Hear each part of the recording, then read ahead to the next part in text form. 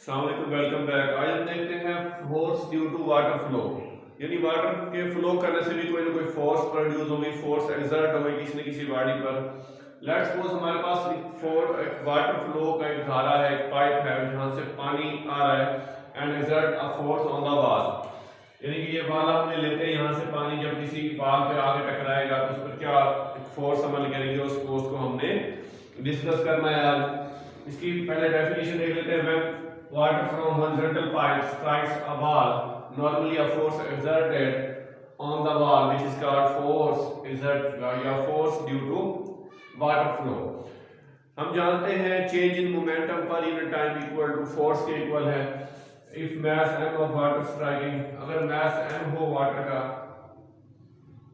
जो force on velocity v हो,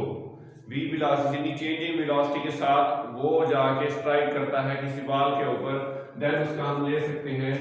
और मोमेंटम इक्वल टू mv के, mv इसमें पुट करते हैं mv delta v over t, इसको हम 1 का नाम दे देते हैं। And change in velocity of water, first of all let's suppose water की वेलोसिटी जो है विद वेलोसिटी v, यहां से v आई है एंड देन vf, पानी जाकर टकराएगा और वहां पर वो गिर जाएगा, उसकी वेलोसिटी जो है वो 0 हो जाएगी, यानी कि vf इक्वल टू 0 और vi equal to v। Change in velocity में हम देखते हैं, चेंज इन वेलोसिटी में vf 0 नेगेटिव v, तो हमारे पास delta v, change in velocity क्या आ जाएगी, नेगेटिव v आ जाएगा। नेगेटिव v को a में पुट करें हम यहाँ पर m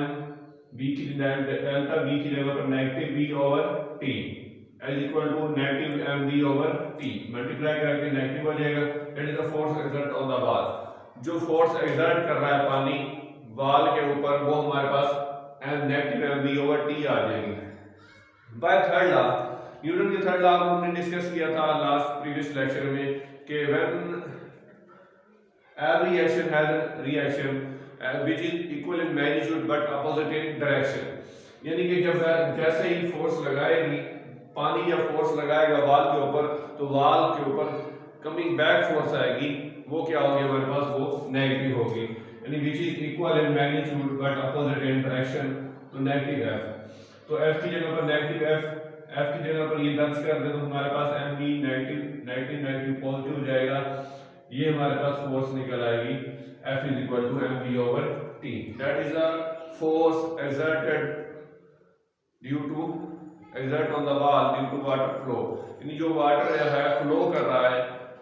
उसका मास भी है और वेलोसिटी भी है। तो हमने कहा था जब किसी भी बॉडी की जो मोमेंटम है वो उसकी मास और वेलोसिटी की वजह से बनता है।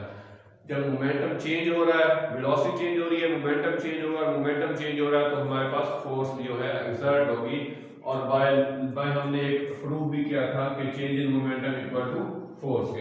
ये था हमारे पास force due to water flow.